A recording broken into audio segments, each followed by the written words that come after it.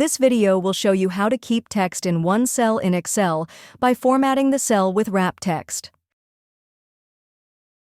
Select the cells you want to format. In the Home tab, click Wrap Text. You'll find it in the Alignment group, and your text will automatically wrap to fit the width of your column. If you expand or shrink the column row size, the amount of visible text will change accordingly.